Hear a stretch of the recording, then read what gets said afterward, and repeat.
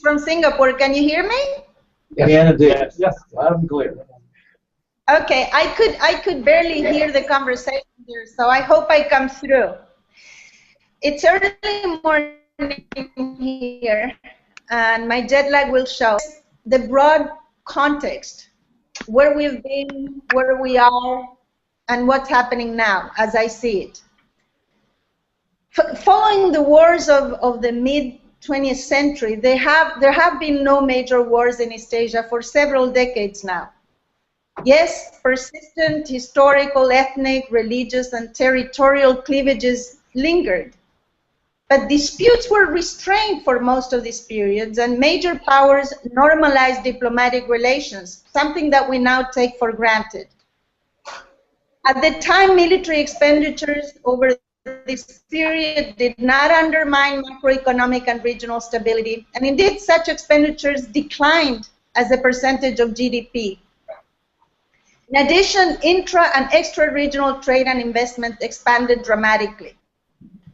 So what were the foundations of this peaceful development? And now I hope to address a little bit of the elephant in the room that Mr. Kaplan, I think, mentioned. The underlying foundations of China's political economy. Well, the underlying foundations, of course, include the U.S. role as a vital component, but I'd like to focus on another crucial source of restraint that operated over that period. And that is the standard internationalizing model that most states in this region adopted in terms of advancing economic growth through engagement in the global economy. The dominant incentives of leaders advancing those, I'll call, internationalizing strategies were granting primacy to macroeconomic stability, to all those things that are beneficial to foreign investment.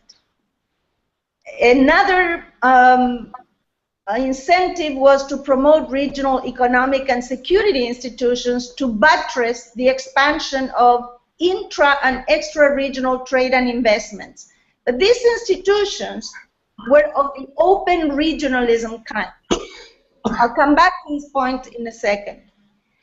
A third goal of these leaders was to maintain a stable regional environment that would not compel expansive military budgets, because such expenditures deficits affect foreign investments. All those incentives compelled the taming of territorial, maritime, and history disagreements.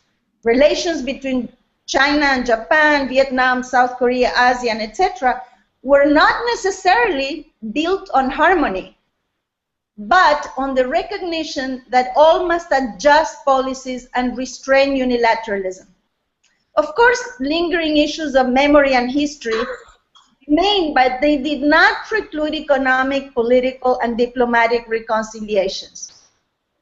China's charm offensive, in particular, required a peaceful rise, a new matrix of regional relations, more mature relations with neighbors, a new openness to regional and multilateral institutions, etc. Now, this evolution took in the last few years. We're all painfully familiar with what happened. A more intrusive presence from nationalistic, inward-looking forces in several countries that eroded cooperation and undermined the dominant internationalizing model. The result we're all familiar with: more aggressive vigilance over territorial disputes, overlapping air defense identification zones that replaced restraint and mature diplomacy, claims over islands and rocks, hardened alliances, more aggressive forms of nationalism, more negative views of neighbors, more exclusionary regional institutions, more unilateralist behavior rather than agreed codes of conduct, and more military modernization with offensive overtones. Now, these changes reflect both domestic pressures from inward-looking constituencies and contagious diffusion, so that one country's nationalism strengthened nationalism in neighboring countries in spiral fashion. And these dynamics made it harder to restore the previous internationalizing equilibrium. Obviously, visits to Yasukuni Shrine were one instance of spiraling action-reaction conflict behavior, and a proneness to brinkmanship of the kind we've seen in the last couple of years lowered the, leading to some comparisons with World War I, even if, in my view, some of these comparisons can be overdone. So where are we now? Though they remain threatened by inward-looking nationalism, internationalizing models have not become extinct in this part of the world. There are some signs that leaders have recalculated the costs of confrontation, leaders on all sides. As an example, some of the costs of confrontation, Japan's FDI, foreign direct investment, decreased dramatically, maybe half in 2014, and all sides suffered from diminished economic exchange and exacerbated. The recent understanding between China and Japan and the handshake between the two leaders have been preceded by a number of efforts to de-escalate their dispute since last summer. But the road ahead, I'm sorry, I'm getting a lot of echo here. The road ahead, I think, requires that leaders coordinate a lot better against those internal and external enemies. And such enemies include not just hyper-nationalism or North Korea, another anachronism in the region, but also the possibility of downturn economic spirals that can make regional relations or regional tensions even more acute. The beneficiaries of it would be those inward-looking constituencies in each country that, in my view, would increase the likelihood of armed conflict. So East Asian leaders must focus the mind on the fact that their populations strongly favor economic exchange.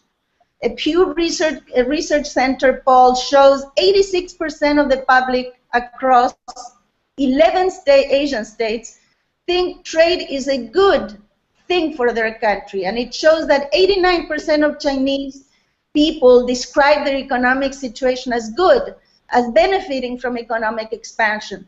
Well, surely those benefits are creating an Asia-Pacific dream for the people of the region, in the words of President Xi Jinping yesterday. Well, those benefits are incompatible with aggressive nationalism. But just to end, a common purpose to prevent shared threats requires, I think, sustained openness, inclusive rather than exclusionary institutions, shared codes of conduct, arrangements, and much more. The U.S. can play a constructive role in these efforts, but all East Asian leaders must treat nationalism as an infectious disease that may not be completely eradicated or inert. Nationalism does never bolster legitimacy. It entraps leaders. It can lead to their demise, as both Japan and Germany learned in the 20th century. Leaders of the 20th century have the 21st century have the duty to look back to and to avoid the catastrophes visited on the world on the 20th century. Thank you.